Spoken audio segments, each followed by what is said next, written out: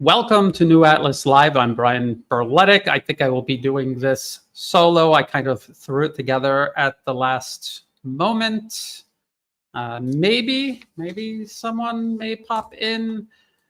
We'll see. I'm going to do an update on what has happened. Obviously, we all know the United States, as was predicted, as was inevitable, has now openly entered this war against Iran that it itself was waging through Israel, using negotiations as a smokescreen, as the 2009, which Path to Persia policy paper from the Brookings Institution laid out explicitly, in excruciating detail.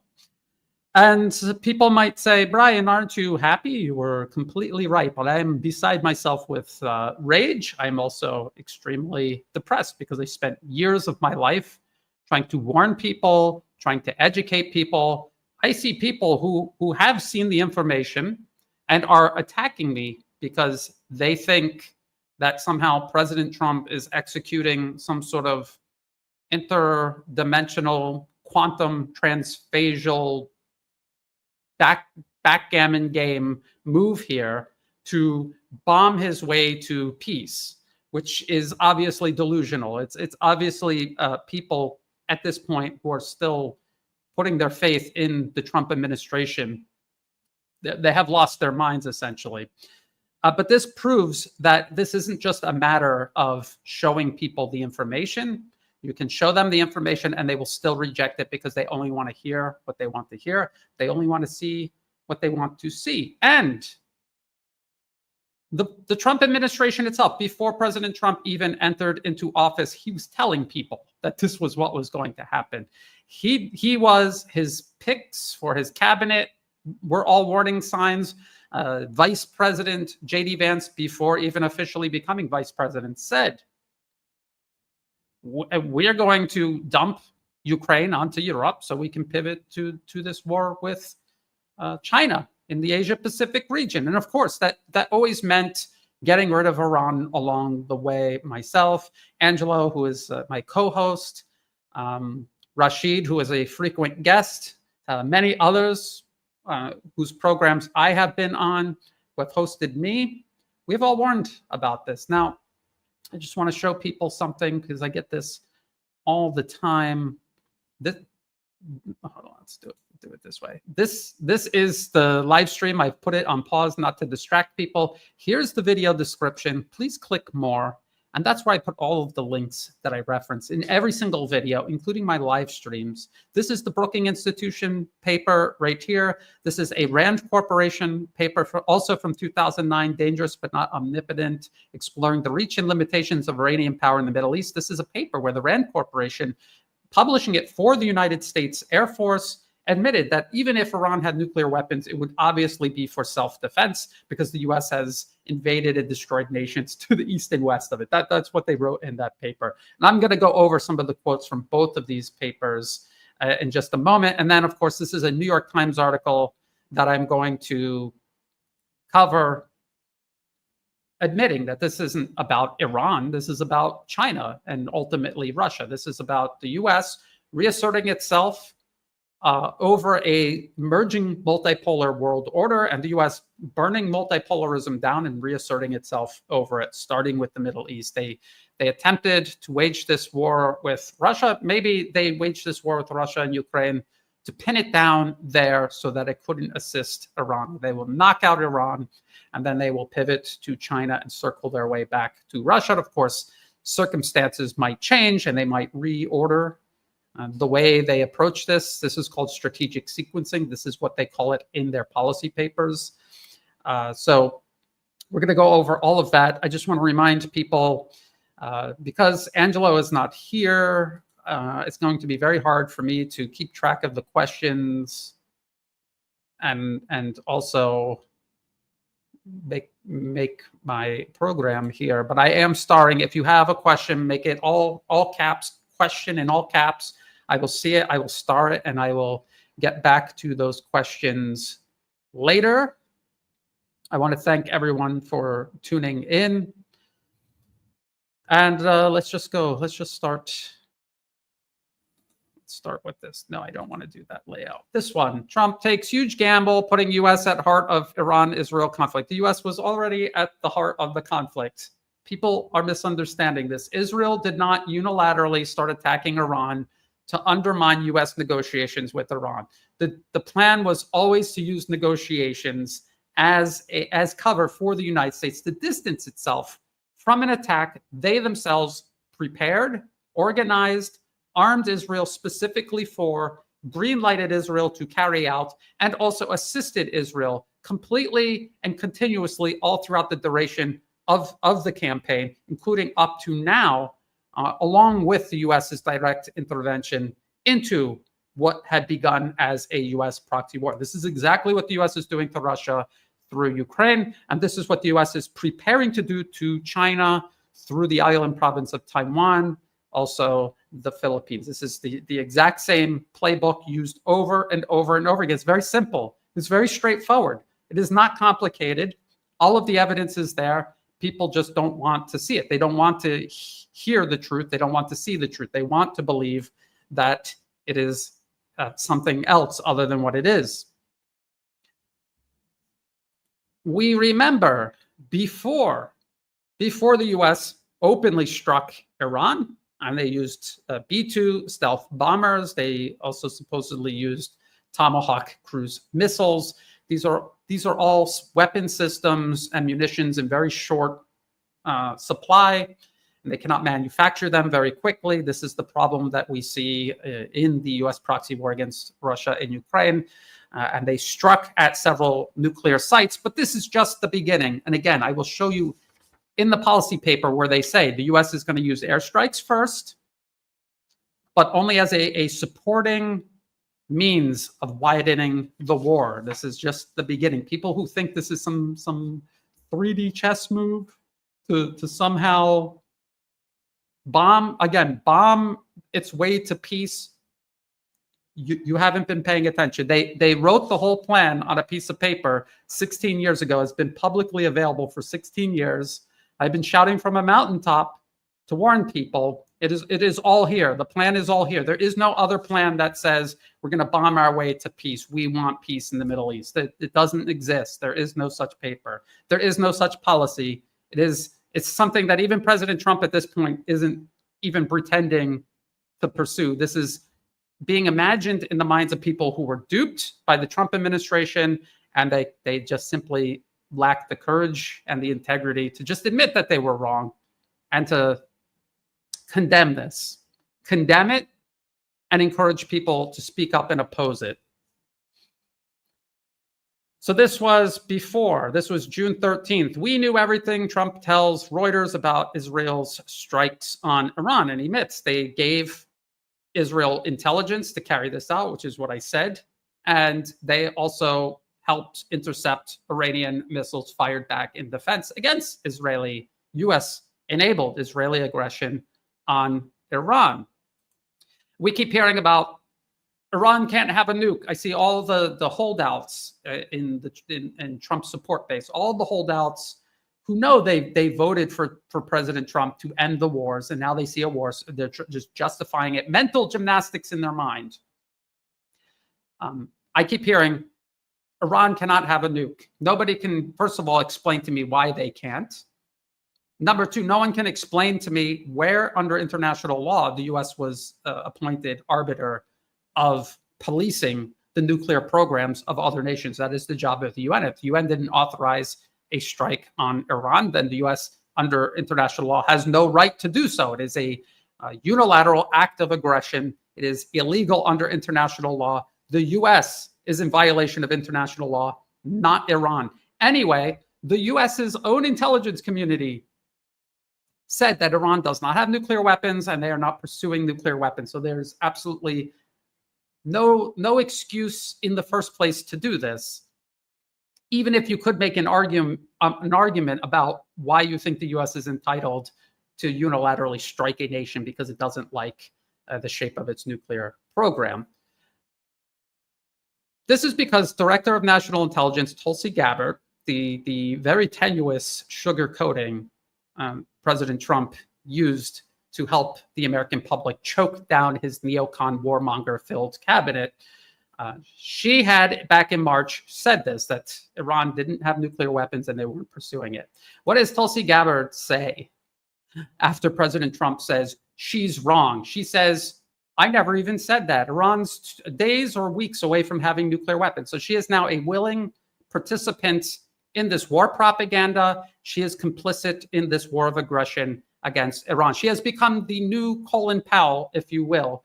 Tulsi Gabbard now says Iran could produce nuclear weapon within weeks. So she's contradicting her own statements, and she's contradicting what everyone around the world already knows, that the US is lying about weapons of mass destruction, just like they did in 2003 before invading Iraq. Now they're lying about the nation literally right next door to Iraq on a map, Iran. They're doing the exact same thing. Instead of Bush and Powell, you have Trump and Gabbard.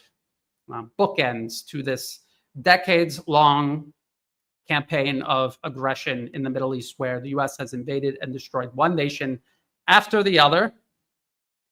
And they did it in a very specific order to first isolate Iran and then wage war against Iran itself. That is what they are doing. And then this war against Iran, if you zoom out even further, this is about isolating Russia and China further before moving on each one of them next. So let me see what is going on here. Well, some people are saying Tulsi Gabbard was threatened, this, that, or the other thing. I warned people all the way back when she was nominated, alongside people like Marco Rubio, Pete Hegseth, all of these other neocons and warmongers. I said, if she looks at this cabinet and she sees all of these horrible people who have spent their whole lives working against the best interests of America and violating international law, waging war against the entire planet, essentially, and she still felt it was okay for her to join this administration, she had no integrity to begin with. That is a fact. That is a fact. And now here, the New York Times article. Just keep in mind everything that I'm saying, because I'm going to circle back to the Brookings Institution, Which Path to Persia paper. I'm going to read through it all over again. And some of the quotes are very long, and I haven't touched on them in a while. I will show you some articles that I wrote years and years ago warning about this. I really want to impress this upon people, because even now, at this moment, people are still performing mental gymnastics to somehow explain why this is happening, even though these very same people said this would never happen, and they voted for President Trump specifically to prevent this from happening. This is the New York Times. This was June 20th.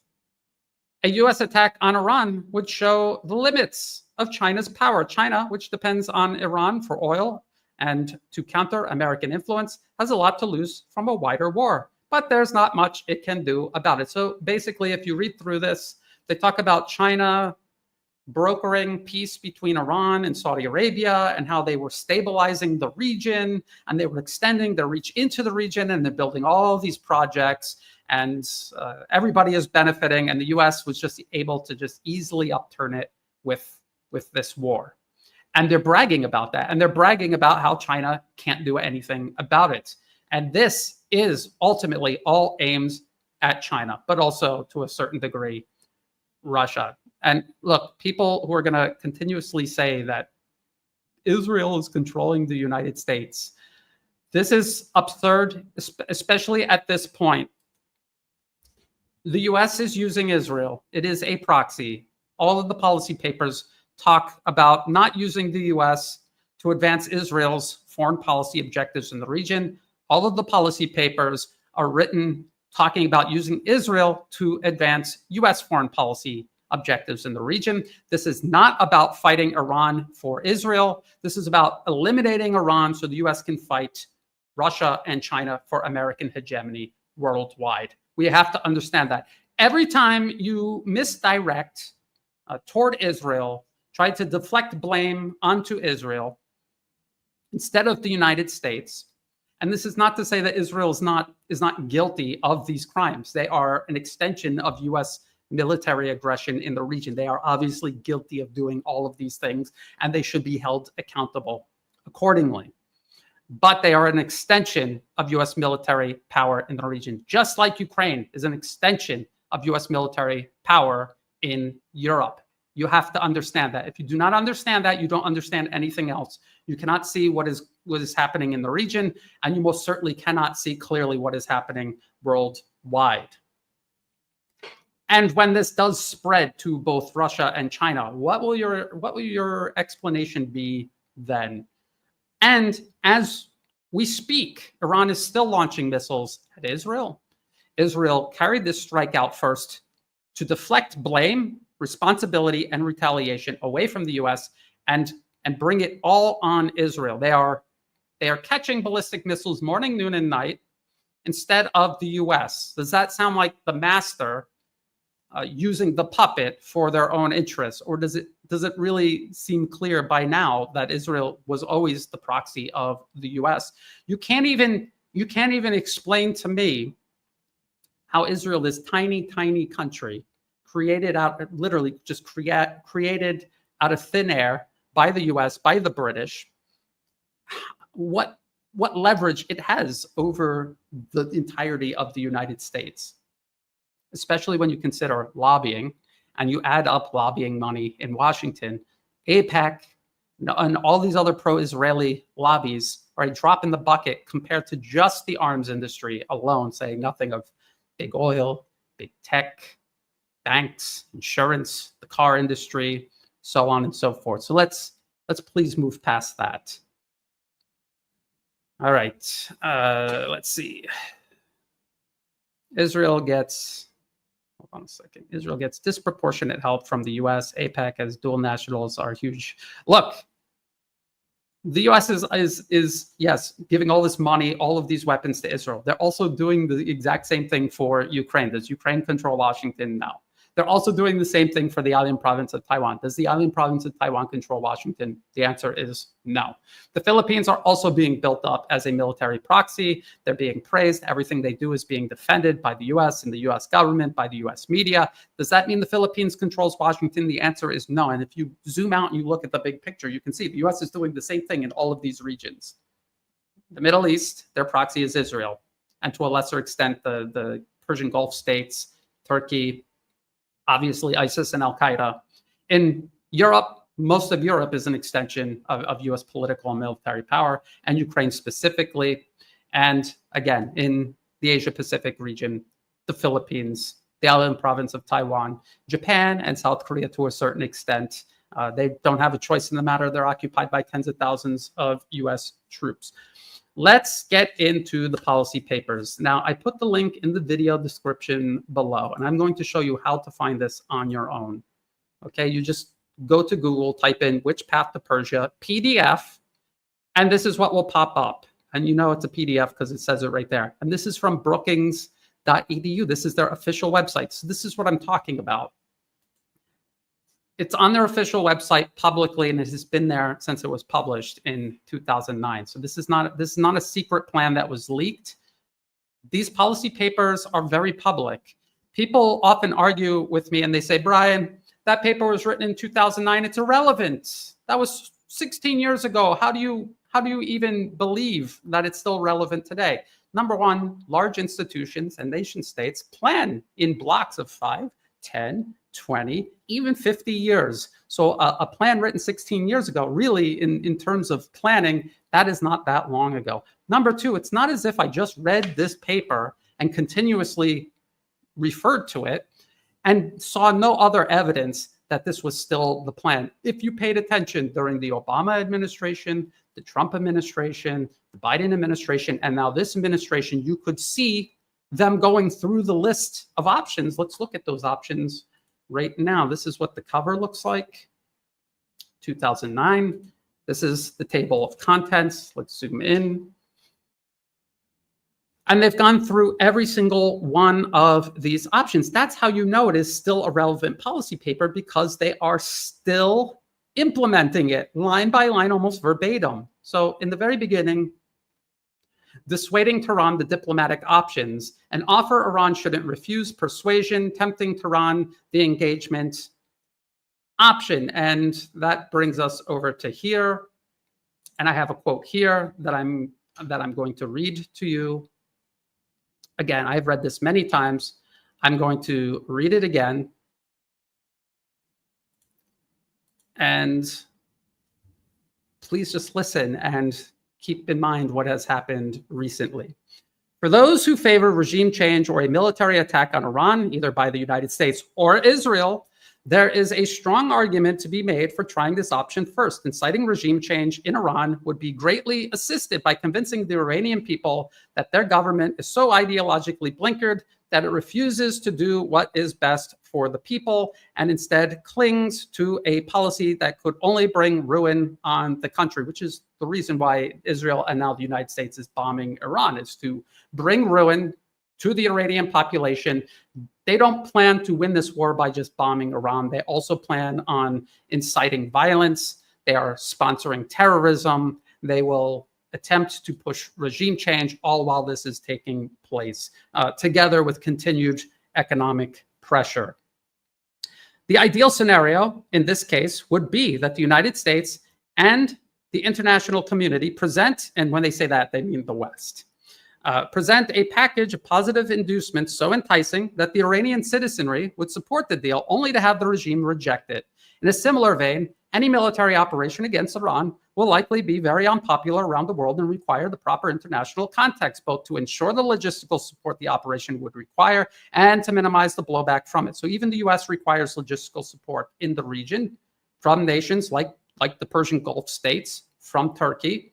So obviously, Israel would also require logistical support from the US if it were to carry out the strike on America's behalf. Now, they would give this deal to Iran, and they did. And at one point, Iran accepted it. And then the US switched the terms to conditions they obviously couldn't accept. It was a bait and switch. It was never meant to be acceptable to the Iranians. And when the Iranians rejected it, they said, see, the Iranians are being unreasonable, and they've left us no choice. And the Israelis said, that leaves us no choice. These negotiations are going nowhere. The US is wasting their time. We will attack. But the US plan was always to attack. They had no intention ever of making a deal with Iran. That is now abundantly clear to everyone involved.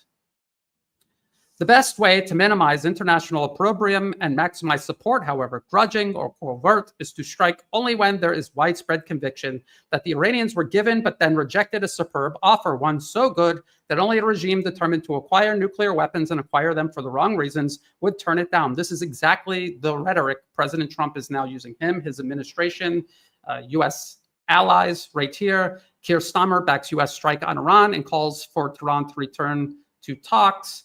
And they talk about, let me see if I can find it. Let's see. It says somewhere that they were trying to make a deal and Iran rejected it, which is almost, again, verbatim the language found in the policy paper. So refusing a very good deal. So they brought it upon themselves by refusing a very good deal. So we're watching that all play out in real time. Then there is a chapter 5. Right here. Leave it to Bibi allowing or encouraging an Israeli military strike. And the distinction between allowing or encouraging is the U.S. covertly assisting Israel or the U.S. overtly supporting an Israeli strike. And they chose the option of covertly supporting Israel to make it look like it was an Israeli strike that the U.S. had no knowledge of, and then President Trump later on admitted they did. They carried this out to provoke the war. So listen to this. In this case, an added element could be that the United States would encourage or perhaps even assist the Israelis in conducting the strikes themselves in the expectation that both international criticism and Iranian retaliation would be deflected away from the United States, the master, and onto Israel, the proxy. Okay, so it's very clear cut there. Now, there is chapter 4, the Asarach option airstrikes, and they're talking about when Israel struck Iraq's nuclear program many, many years, decades ago. But they're talking about the U.S. doing this. And yes, right here. And the quote comes from here. So let's read through that. This one is kind of long. But all of these quotes, as I think you can now see, this is very telling. This should be very telling for everybody here. And then I will get to the, if I'm reading and you're asking questions, I obviously cannot see them. Wait until I'm done reading, I guess. That would be the best.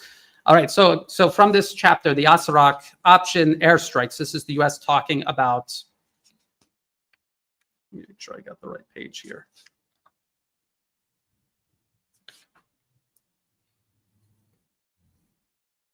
So they're talking about how all of the justifications for war with Iran would be challenging cases to make. For that reason, it would be far more preferable if the United States could cite an Iranian provocation as justification for airstrikes before launching them. Clearly, the more outrageous, the more deadly, and the more unprovoked the Iranian action, the better off the United States would be. This is why the U.S. is taunting Iran. You better not dare strike back. You better not retaliate. The UK has said if they retaliate, that is a strike on a NATO member state who is carrying out an act of a war of aggression against Iran. And if Iran defends themselves against it, the UK will join in this war of aggression on Iran, just as they did in the war of aggression on Iraq. Of course, it would be very difficult for the United States to goad Iran into such a provocation without the rest of the world recognizing this game, which would then undermine it. One method that would have some possibility of success would be to ratchet up covert regime change efforts in the hope that Tehran would retaliate overtly or even semi-overtly, which could then be portrayed as an unprovoked act of Iranian aggression. They're talking about provoking Iran and then interpreting anything it does in response, even if it doesn't really constitute retaliation, they will just use it as justification for strikes on Iran. Now, what they have done instead, as per this paper, they have used Iran's strikes on Israel as justification for launching this, and this made-up threat of nuclear weapons that they themselves admit does not exist.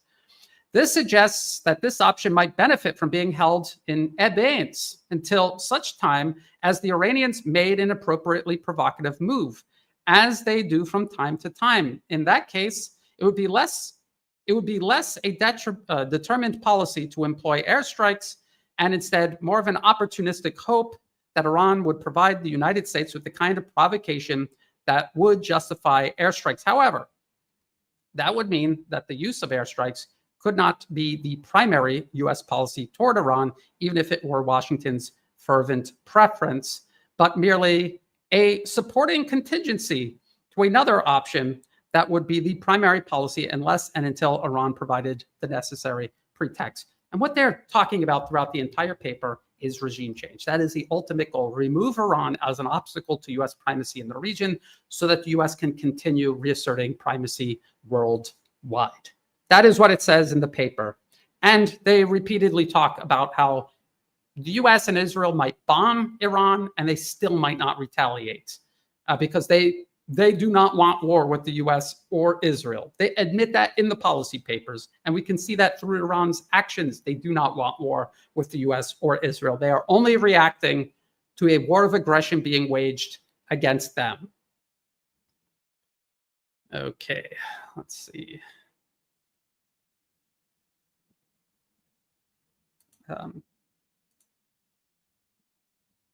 Let's see here. There are questions, and I'm trying to get as many of them as possible.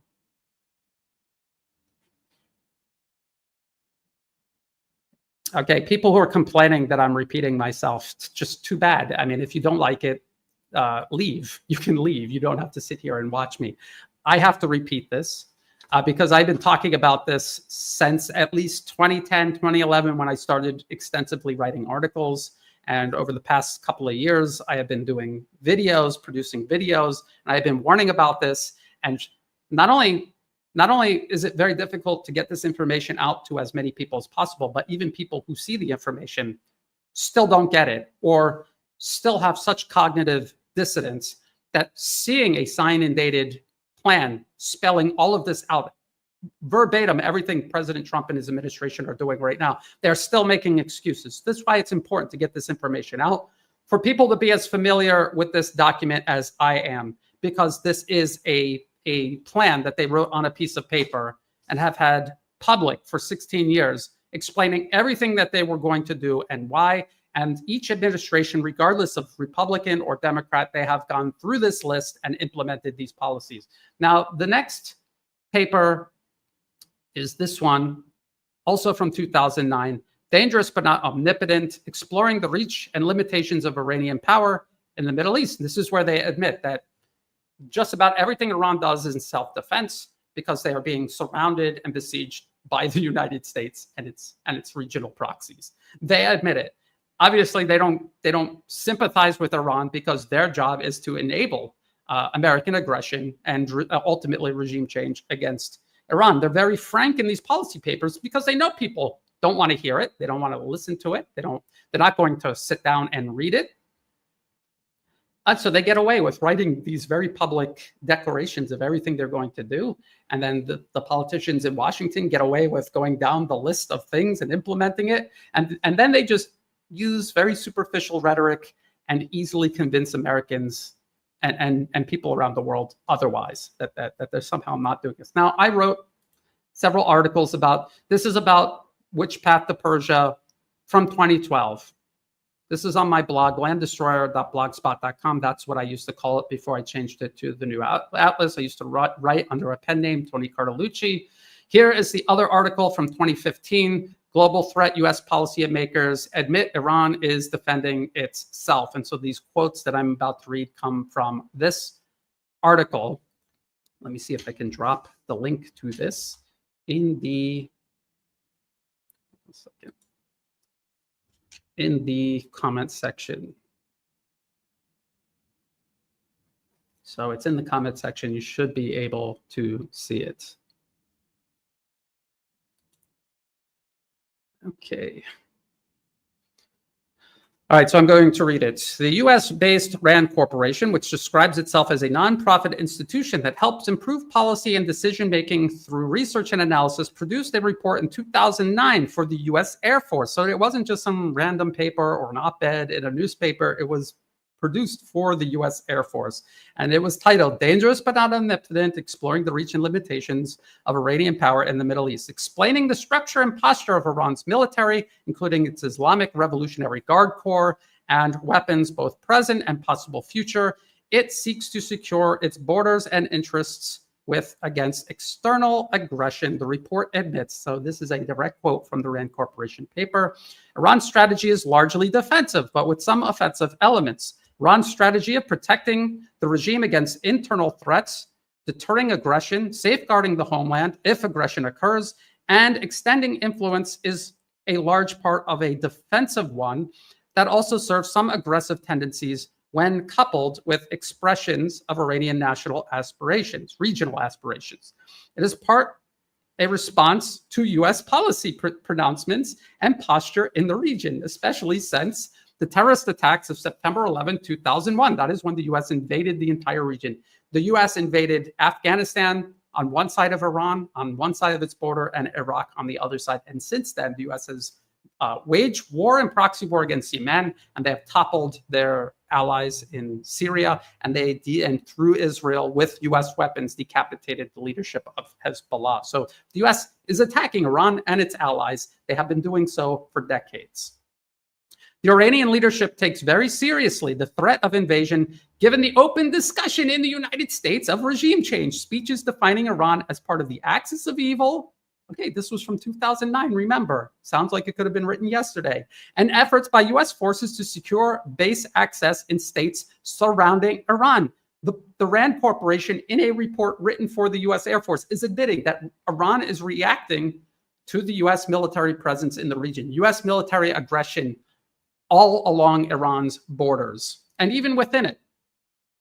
So now, this is what I wrote in my article. The question of Iran's potential menace, should it obtain nuclear weapons, is also covered in the report. The report openly admits that Iran sees nuclear weapons as a psychological deterrence, not a practical means of war fighting. This is what the report says. This is, again, a direct quote.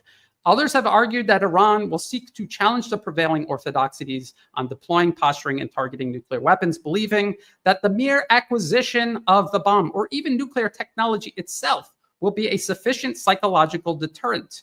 Press statements, writings in military journals, and other glimpses into Iranian thinking on this issue appear to support the conclusion that Iran regards nuclear weapons as powerful psychological assets, but poor warfighting tools. In other words, they were never going to get nuclear weapons and then just launch them at Israel or launch them at the US, as Western propagandists lied to their population, lied to the public, claiming. This is what else the report says. The actual military components of this deterrence strategy include, most obviously, the drive for an indigenous enrichment capability and a potential nuclear weapon, short and medium-range ballistic missiles, asymmetric warfare and terrorism, and popular mobilization to defend the homeland should an invasion occur. While this may appear to Western observers as a push for hegemony, Tehran likely sees it as a multi-layered form of strategic defense that extends deep into the enemy's camp, and they're talking about countries literally occupied by the US military, and encompasses a variety of political, military, and economic levers. This is what the US really thinks when they know the public isn't listening, watching, or reading. This is what they really think. And then everything that you see on Fox News or MSNBC or CNN or BBC, these are all lies. These are all vicious, deliberate lies.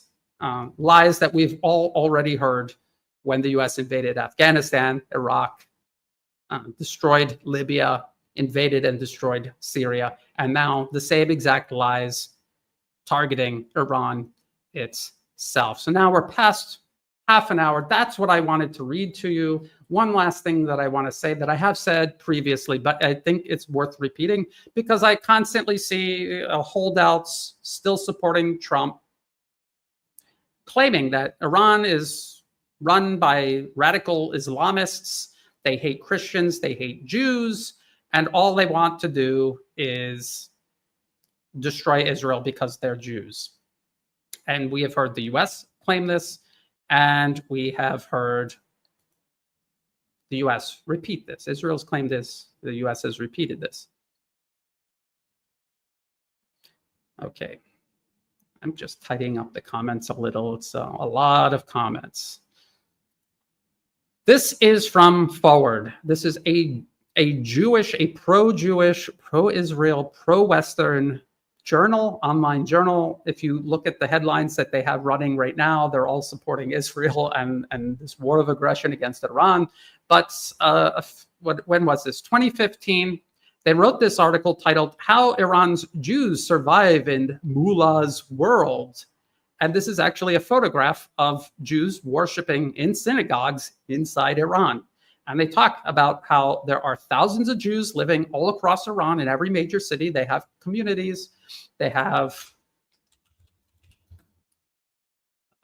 right here, Jewish life in Iran can be rich. In Tehran alone, there are 13 active synagogues, 5 Jewish schools, 2 kindergartens, and a 100-bed Jewish hospital. That is a photograph of it, I assume. There are active communities in several other cities, and then they list all of the cities here with institutions of their own. And they talk all about how Jewish people live side by side with other Iranians. They identify themselves as Iranians.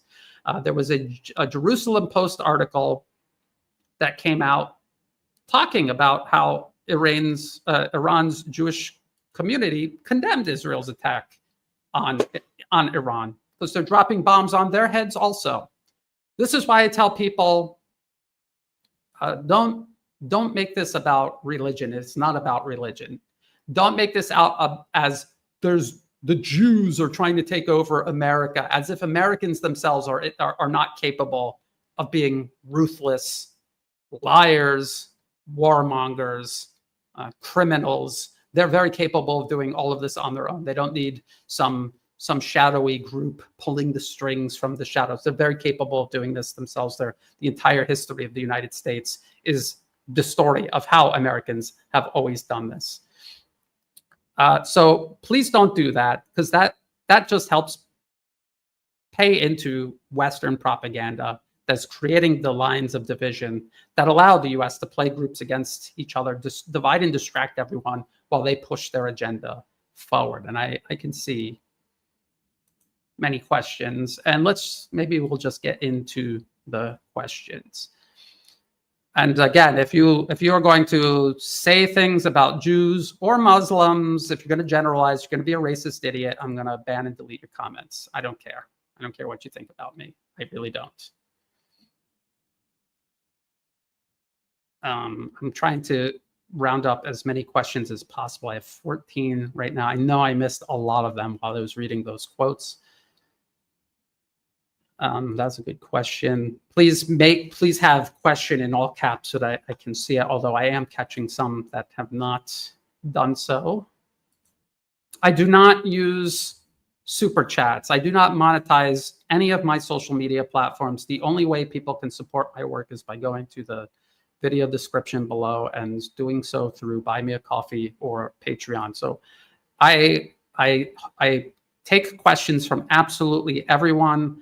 I try to read the best questions possible, the most constructive questions, but they're not really in any particular order, to be honest. All right, I have 21 questions. All right, so now I'm going to go to the questions and go up to the. All right, not really in any particular order except how I found them.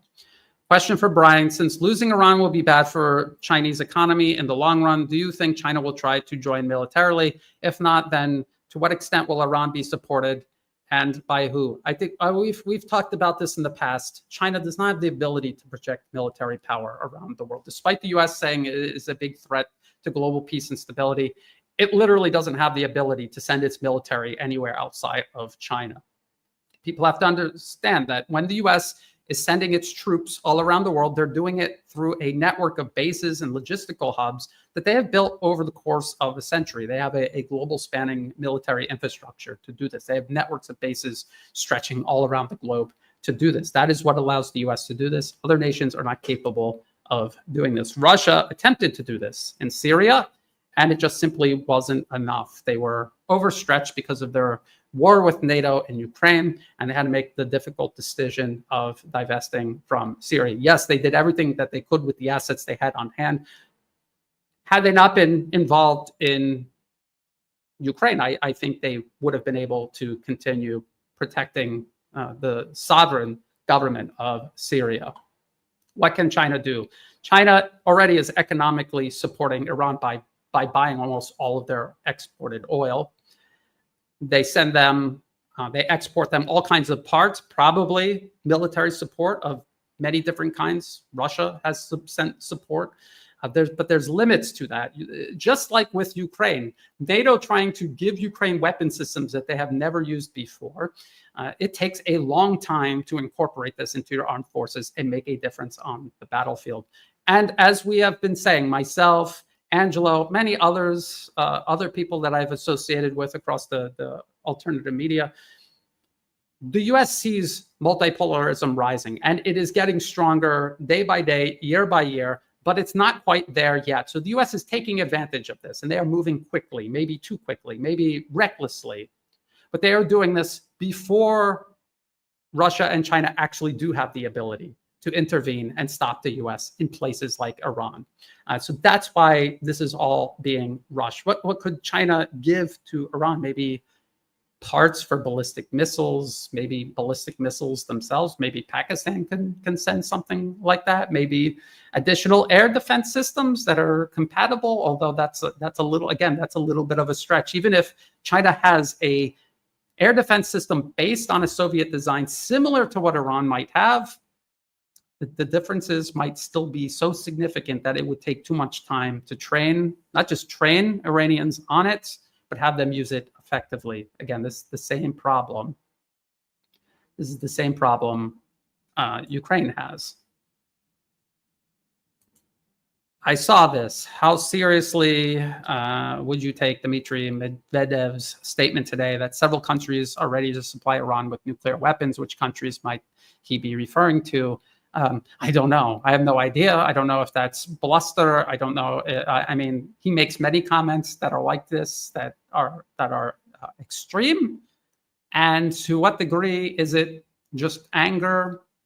And to what degree does it reflect a real possibility? We have no idea. We don't know. That is something that is going to be sorted out through back channels. That I have no idea. I guess we will find out soon enough. Let's just keep an eye on that. That's a very important question, and thank you. Who runs the US for whose interest? Corporations, giant corporations, the shareholders, the board of directors. That's who runs America. That's who have always run America.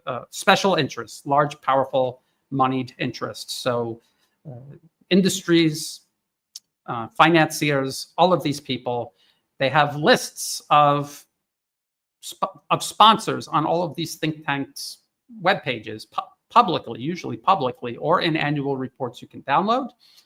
And they list them. And so it's all these large corporations that many Americans pay into every single day. You know, Google, Meta, Amazon.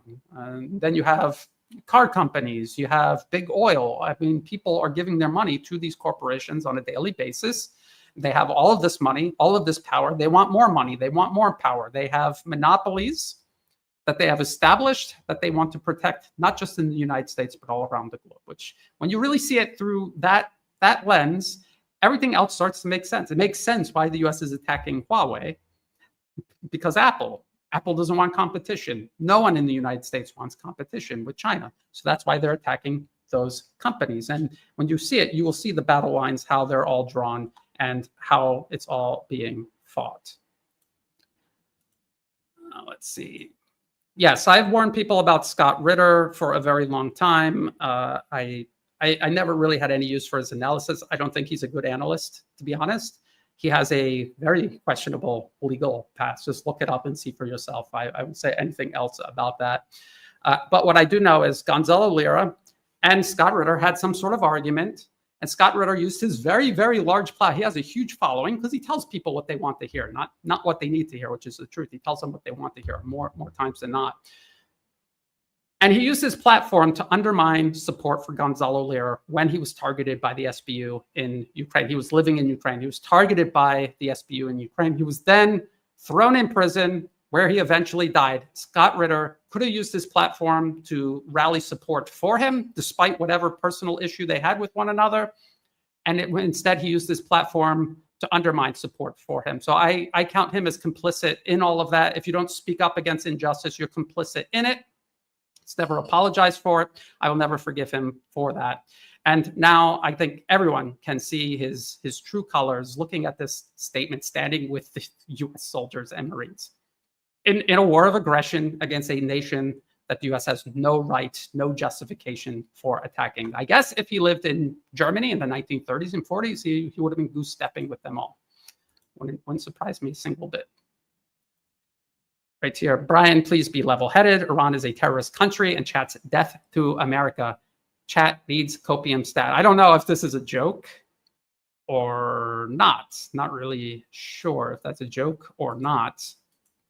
But people in Iran chat death to America because the United States has been laying waste to their entire region and have been attacking Iran without justification on the other side of the planet from where the US is actually located on the map for decades and decades and decades. The United States is killing real human beings in Iran, destroying entire families, taking mothers and fathers, children from them, waging 8 years of proxy war against Iran through Iraq in the 1980s, waging proxy war against Iran through Israel just this past week, and now attacking Iran directly. People saying death to America are talking about the US government. If you talk to Iranians, you would find out that they harbor no irrational hatred for the average American. But for the American government, yes, absolutely. And don't act as if there is no justification for that. The US has no business to be in the region in the first place. They have no business to be talking to Iran in the first place. They have no business to be waging war against Iran or its neighbors in the first place. America, its government, are the terrorists. They are the bad guys. People supporting them are either bad guys themselves knowingly or unwittingly. And I just hope you can, oh boy, okay, so let's just get that out of here. Here we go. Used to think New Atlas was a Russian shill, but his Iran coverage I think you meant is second to none. Well, I get this a lot, that I'm a Russian shill, a Chinese shill. If you actually look at my work, check my sources, I'm literally showing you policy papers from US government think tanks, funded by the US government and the largest corporations in the. I'm reading their policy papers. So what is Russia or China paying me to do? Read America's own policy papers to the American people. Get real. I mean, thanks, but no thanks. Let's see what else. This is true. Has the US ironically overextended itself in all of these sorts? Yes, the US is overextended, significantly overextended. Russia, China, and Iran are overextended. So this is really about who is going to manage it and overcome it ultimately in the end. That is what we have to watch out for. We should not underestimate the danger. The enemies of peace and stability, we shouldn't overestimate those who are championing for peace and stability. We have to be very careful about that. It's very tempting to just accept information, things that we want to hear, and reject things that we don't want to hear. But what we need to hear is the truth, always the truth, no matter how uncomfortable it makes us. If more and more people did that, more and more people would have opposed this from the very beginning. The Trump administration wouldn't be getting away with it with nearly as many people doing the mental gymnastics, which reminds me, let's take a look at this. This is a reply to Thomas Massie, who is condemning US strikes on Iran. I don't really know what to make of Thomas Massie. I don't really follow US politicians because, again, it really doesn't matter what anyone's doing in Washington.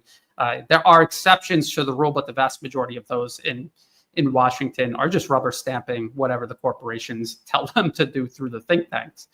Trump would never get involved. This is what I have been dealing with over the last 6 months. Trump would never get involved. Trump is just posturing to make a deal. Iran is actually a threat to America. Airstrikes don't count. We need to keep America safe. That is, yes, that is the gold medal winning gymnastic performance that many people are now performing. I guess couldn't think of another word other than perform. Good point. Yes, America is overextended. Everyone else is overextended. It really is just a matter of who is going to last longer. And I wish I knew for sure which side it would be. Will response warranted? When, if ever, is a response warranted? I mean, here's the thing. I mean, Iran is justified in fighting back. Everyone who is subject to U.S. aggression is justified in fighting back, if I'm understanding the question correctly. The problem is you have to do it strategically. You have to do it with a purpose and a plan. If you just react without thinking, just to get revenge, to just blindly strike out, it's like in a game of chess. If someone takes a high-value piece and you're angry and you try to take their piece back, you could step into a trap and lose the whole game. So this is why they have to think very carefully. They have to be very patient. If there's an opportunity, they will do it. Does Iran now have the power to stop Israel from attacking all of its neighbors? The answer is obviously no. Iran doesn't even have the power to stop Israel from attacking it. Israel's still carrying out strikes against Iran. Now, what the U.S. did, if I didn't already explain this at the beginning of the live stream, the U.S. used Israel to shape the battlefield for U.S. intervention. And Israel was scoping out and destroying Iranian air defenses, as well as revealing information about its ballistic missile capabilities. And now that they have done that and they understand where it is, where it isn't, the strengths and weaknesses, they're using that information to carry out strikes against Iran on a daily basis. And Iran is carrying out strikes against Israel on a daily basis. So that is where we are. Again, Iran is not all-powerful. It was never a real threat to the entire region. These are just lies that the U.S. told people to justify yet another war of aggression. Let's see. How is a white paper based on reason and logic supposed to address evangelical Zionism? See, this is the point. Zionism, Nazism in Ukraine, separatism on the island province of Taiwan, the colonialized mindset of many in the Philippines who support the United States.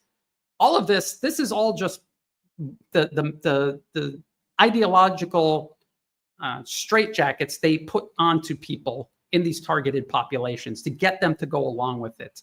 The people making these policies believe in only two things: power and profit. That's it. That's all they care about. They use religion as camouflage. They use it as a tool to divide and distract people and to manipulate them. So we have to get past that. Empire's been doing this since the dawn of time, since there ever has been empire, and it's still doing it today. These people don't actually believe in these things.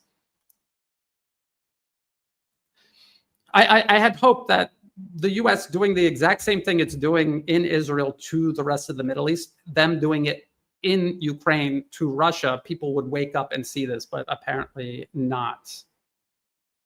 All right, here. I've been getting a lot of questions and comments about the Duran. People, this person is not doing it. They're questioning someone else who said this, that the Duran is somehow controlled opposition. I have no doubt that Alex and Alexander are honest. They're honest. They're telling the truth. They're not doing this because they're controlled opposition.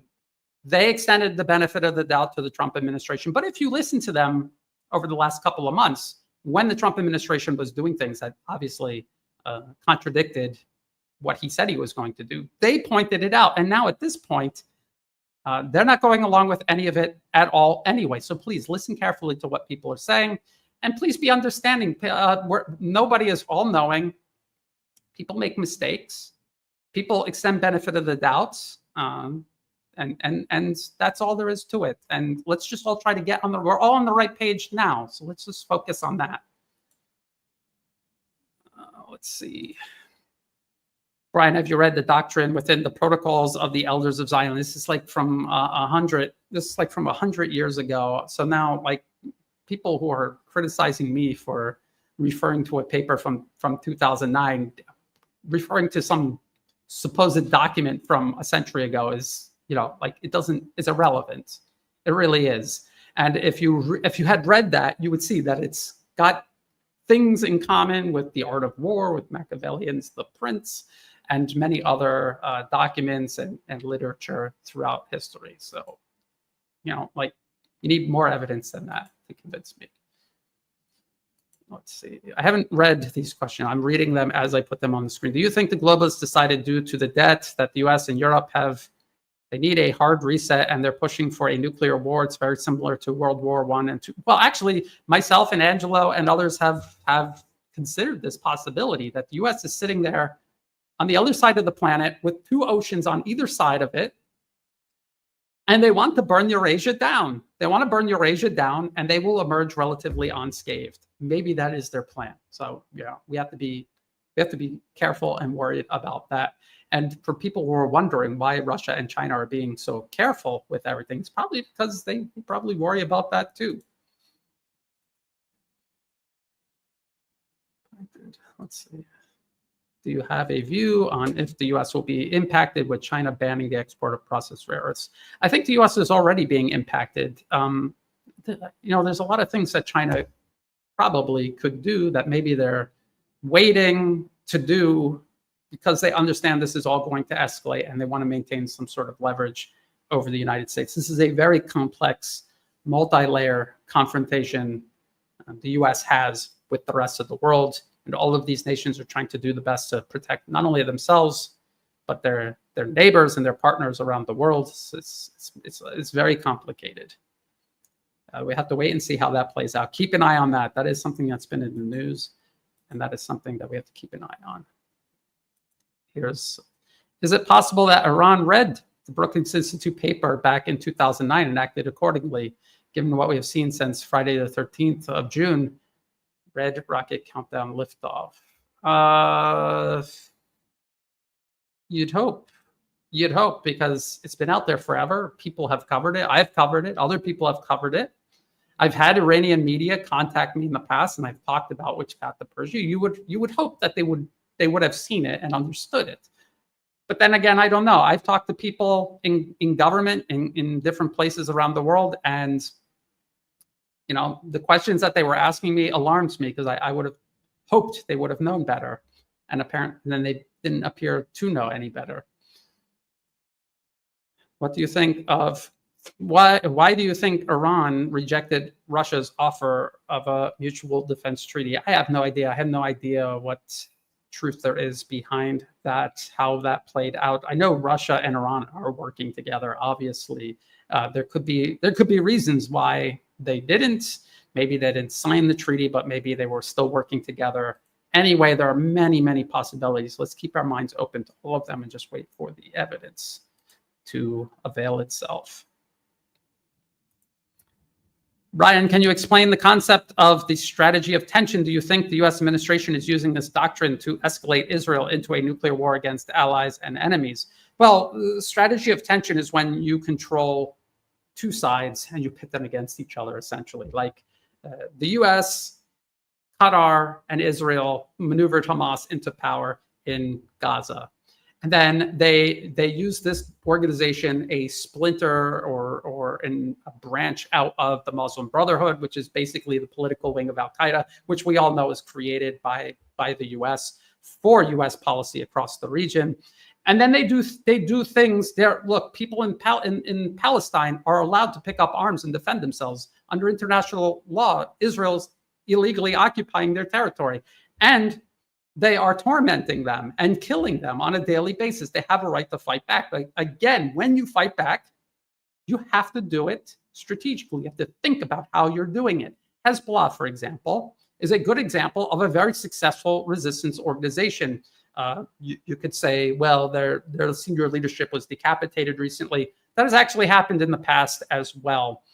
So I don't think their story is finished quite yet. But what I will say about Hezbollah in southern Lebanon, they were created to throw Israel out of southern Lebanon. And that is exactly what they did.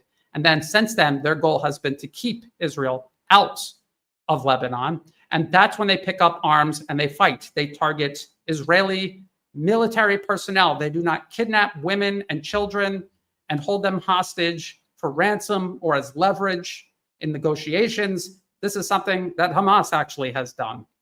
And people make excuses for it because they sympathize with Hamas because they sympathize with the Palestinian people, and they have conflated the two without looking into it.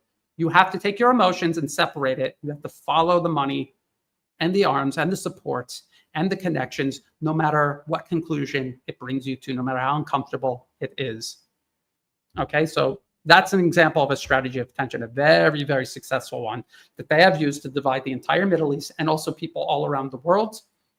And they have used it to convince Israelis that they are under siege and to rally around their criminal government and to aid and abet these crimes that Israel is committing to everyone around it, all along its borders and within the occupied territory Israel maintains. And people continuously support. Remember, people cheering on October 7th. How many people were cheering on October 7th? I warned people that was a trap, that was a red carpet rolled out for Israel to flatten Gaza and create a permissive environment across the region for wider war. And that is exactly what they used it for. So it was a trap, and people jumped in headfirst because they were reacting emotionally rather than rationally, rather than looking into who these groups are, what their history was. Hamas was fighting alongside US-backed terrorists in Syria against the Syrian government. And so that all should have been looked into, seen, and stood out as a warning sign. So as far as using a strategy of tension to escalate, I mean, the Israeli population, they are all brainwashed. And they use a strategy of tension between Israel and everyone else in the region to convince Israelis to continue rallying around the government, to join the military, and to continue participating in this project. There's nothing to do with the actual self-preservation of Israel. Look at Israeli streets, and you tell me if what they are doing on behalf of the United States is in defense of Israel's self-preservation, or if they just learned how to coexist with their neighbors, that might be a better strategy. I don't know if that answered the question, but I hope that it did. They attacked a nuclear facility, but the uranium remains. I think that's what you meant to say. How do they plan to change the governments without boots on the ground? And according to Israel, there's no longer a goal to continue. There's no longer a goal to continue. I don't know about that. I haven't heard that. They said the conflict is open-ended. The U.S. has entered the conflict. They said that before the U.S. entered the conflict, and the whole purpose of that was to get to create public pressure and support for U.S. intervention. And now they've got it. Now they've got it.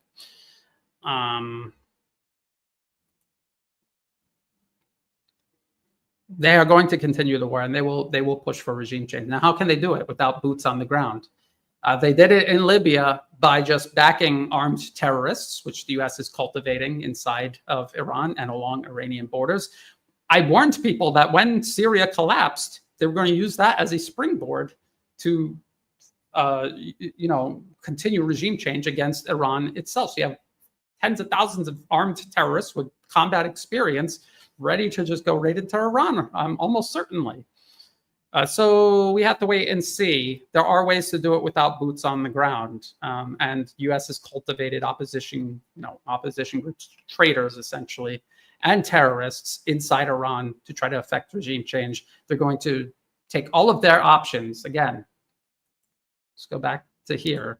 All of these options in the table of contents, they're going to use every single one of these now because they're out of time and they want to take Iran out of the equation so they can further isolate Russia and China. That is the goal. That is what the New York Times is saying. That is a reflection of the thought process in Washington. Okay, I'm getting towards the end here. We're at 1 hour. When another Hinkle-Berletic conversation? Well, whenever he asks me, I go on. I try to do as many interviews as possible. They're exhausting. I do from time to time turn interviews down. If people ask me, though, I will give it some thought, and if I have the energy and ability, I will definitely do it. Does this plan exist since 1996? Actually, this plan. Give me a moment here. Just one moment.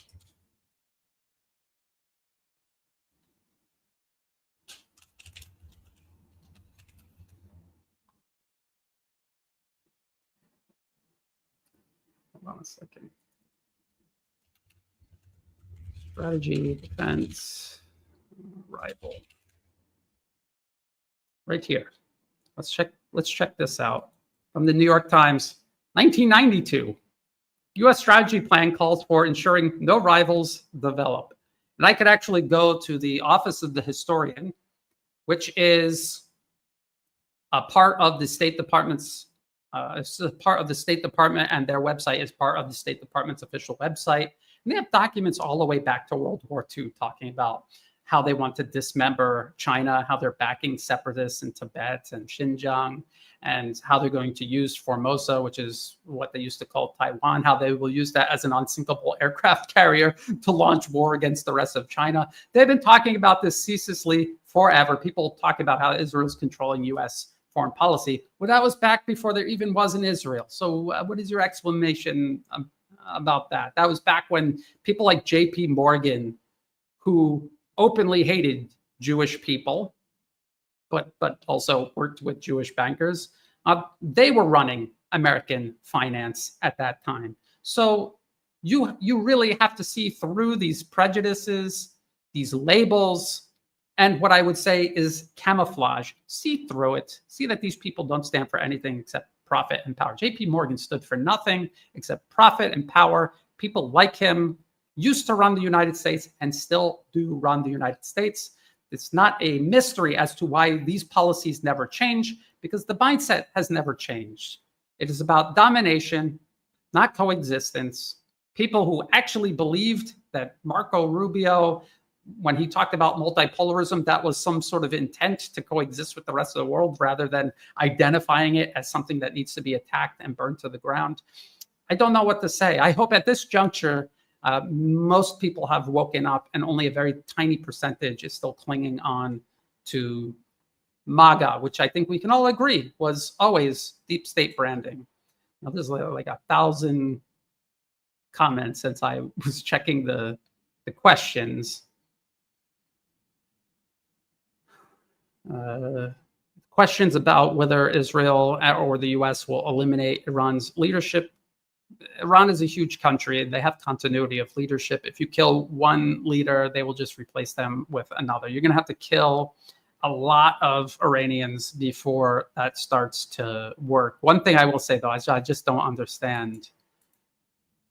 I just don't understand what Iran was doing in terms of security. They had to know that the attack was inevitable. They said, and I don't know if this is just for public consumption, just to make it seem as if they were engaging in negotiations in good faith or not. I don't know. I have no idea. But they acted as if they were surprised that the attack from Israel, enabled completely from A to Z by the United States, they acted as if they believed that should have happened after the negotiations. They acted surprised that it happened during negotiations, even though it was the plan since 16 years ago. And then they had nuclear scientists and military commanders sleeping in their homes with their families, which is insane. You're inevitably going to war. All of these people should be in shelters. They should be protected. They should not be out almost inevitably to be killed. They should not have phones sitting next to them. If you're anyone of any importance and you're anticipating war or assassination, that is how they home into you. It's like a homing beacon. And they just home in and kill you wherever you are. They have been doing this for the last 20 years. They did this all throughout the war on terror. That's how they were killing people. They're using drones to home in on mobile phones. And so I don't know what else to say. It was so obvious. And I just can't believe that they didn't make provisions for that. It's kind of a telling sign about how things will continue forward. Hopefully they will pull themselves together and overcome this, but that is not a good sign. Not a good sign at all. People are saying Palantir. Yes, companies like Palantir, Anduril, Boeing, Lockheed, Northrop. All of these corporations, they are spending way more money influencing Washington, funding these think tanks, the policy papers. This is the real problem. Yeah, I still see questions about the Duran. The Duran, Alex and Alexander, we're all on the same page now. That's all that counts. And we got to stop getting distracted with some sort of desire for drama. And there's already enough to deal with. We don't need to infight. We don't need to create divisions among ourselves. Someone has to do something really, really egregious for it to be worth mentioning and making an issue. Anyway, I am past 1 hour. I want to thank everyone for joining me. I also have something else I want to say. I spent a lot of time stressing out over doing this for years and years, trying to convince people, wake people up, educate them. I'm attacked by a lot of people who see the information and reject it because it makes them feel uncomfortable. And they want to believe something else, and I'm interrupting their fantasy. And I get frustrated and I get fixated on that. But what I should really be fixated on and what I should really focus on are all the people who have continuously supported me this entire time, this last 6 months especially. When a lot of people were happy to come into my audience. They did not like the Biden administration. They saw me condemning the Biden administration and all of its policies. They joined in, but I guess a lot of these people were Republicans or conservative, and they all intended to vote for President Trump. And they put their faith and their trust in President Trump and the Trump administration. And when I started saying the exact same things about the Trump administration that I had been saying about the Biden administration for 4 years, I saw huge amounts of supports disappear. The support that I depend on to do this full time, support in my subscriptions and everything. I even had people in the comment section saying, I followed you for years, you're losing your mind, you have Trump derangement syndrome. I want to thank everybody who has been supporting me. I want to thank them, all of them. It makes a huge difference. And it is the one thing that just keeps me going, no matter how trying and depressing and frustrating this gets. And is what will help me continue to do this. Someone said Israel is the 51st state, right? Yes, it's something like that. It is literally just an extension of US power. So is Ukraine. So is most of the European Union, for that matter. So we got to keep an eye on this. I see people saying they love Trump, but they're disappointed. Look, the president of the United States works for the American people. Congress works for the American people. You don't owe them anything. You don't owe them loyalty. You don't owe them support.